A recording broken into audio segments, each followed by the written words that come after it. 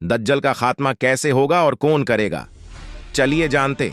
हजरत इमाम मेहंदी के ज़हूर के तकरीबन 6 या 7 साल बाद दज्जाल जाहिर होगा। ये कौमे यहूद का एक शख्स होगा। लोगों में इसका खिताब मसीह होगा। उसकी दाहिनी आंख अंगूर की तरह बाहर को लटकी होगी। उसके बाल घुंघराले। उसकी सवारी में बहुत बड़ा गड्ढा होगा। उसकी पेशानी पर काफिर लिखा होगा, जिसको हर मुसलमान और जो अनपढ़ होगा वो भी पढ़ लेगा। इसके साथ यहूदियों के 70,000 लोगों का लश्कर होगा जो इसकी बैयत करेंगे।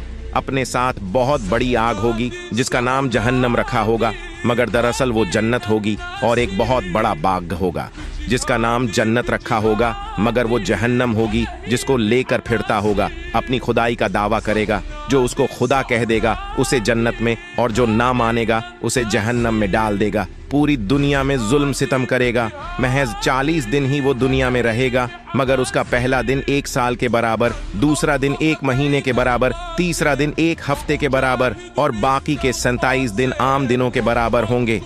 जब ये बात सहाबा इकराम रजी अल्लाह ताला अन्हु को खबर हुई तो सबने हुजूर सल्लल्लाहु अलैहि वसल्लम से पूछा कि या रसूल अल्लाह सल्लल्लाहु अलैहि वसल्लम, उन दिनों में जबकि एक दिन 1 साल के बराबर होगा तो नमाज कैसे पढ़ी जाएगी? तो आप फरमाते हैं कि कयास करके साल भर की पढ़नी होगी। पूरी दुनिया में कत्लो गारत करके मक्का व मदीना जाने की कोशिश करेगा, मगर अल्लाह के कुछ फरिश्ते नंगी तलवार लिए उस सरहद की निगहबानी करते होंगे जिससे ये अंदर दाखिल ना हो पाएगा।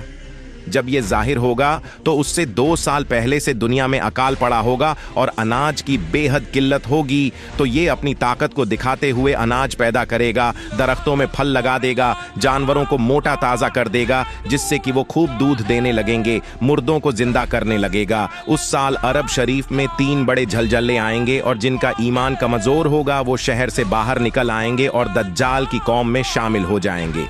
उसी वक्त मदीना तैयबा में एक बुजुर्ग होंगे जो दज्जाल से सवाल करने के लिए बाहर आएंगे। जब उन्हें दज्जाल के सामने पेश किया जाएगा तो दज्जाल को देखकर वो कहेंगे कि मैंने तुझे पहचान लिया कि तू वही है जिसकी खबर हमारे नबी सल्लल्लाहु अलैहि वसल्लम ने हमको बहुत पहले ही दे दी थी। तू मलून है। ये सुनकर दज्जाल गजबनाक होगा और उनके सर पर आरा रखकर उन्हें 2 टुकड़ों में चीर देगा। फिर अपने मानने वालों से कहेगा कि क्या मैं फिर से इसे जिंदा न कर दूं ताकि तुम लोगों का ईमान और मजबूत हो जाए। और फिर वो दोनों टुकड़ों को मिला देगा जो कि अल्लाह की कुदरत से फिर जिंदा हो जाएगा। वो जिंदा होते ही फिर यही कहेंगे कि अब तो मेरा ईमान पहले से ज्यादा पक्का हो गया कि तू मलऊन है। फिर वो गुस्से में आकर उनको मारने की कोशिश करेगा, मगर इस बार उन्हें ना मार सकेगा और आखिर में उन्हें अपनी जहन्नम में डलवा देगा जो कि अल्लाह की तरफ से जन्नत होगी।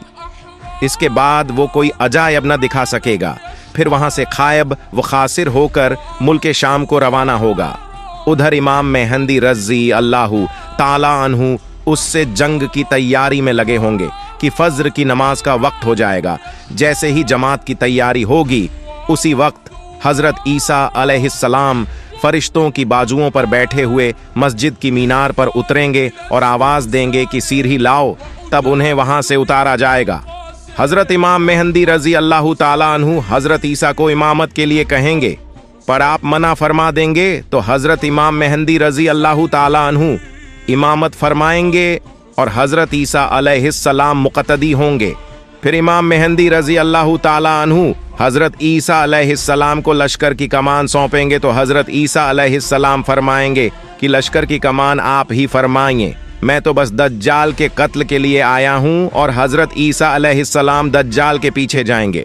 उस वक्त आपकी सांसों में ये तासीर होगी कि कई कोस तक जाएगी और जो उसकी जद में आ जाएगा वो पानी में नमक की तरह पिघल जाएगा। आप दज्जाल को खदेड़ते हुए बाबे लद तक ले जाएंगे और उसे जल्दी से कत्ल करेंगे ताकि वो पिघल न जाए, और उसका खून अपनी कौम को दिखाएंगे ताकि मुसलमानों को राहत मिले और मुसलमान उसके लश्कर के खात्मे में लगे होंगे, ताकि अगर कोई यहूदी पत्थर या पेड़ के पीछे छिपा होगा तो वो पत्थर और पेड़ आवाज देगा कि ए अल्लाह के नेक बंदे, एक काफिर मेरे पीछे छिपा हुआ है, आकर इसे कत्ल कर। इस तरह कत्ले दज्जाल के बाद पूरी रुए ज़मीन पर हज़रत इमाम मेहंदी रज़ी अल्लाह ताला अन्हु की बादशाहत कायम होगी।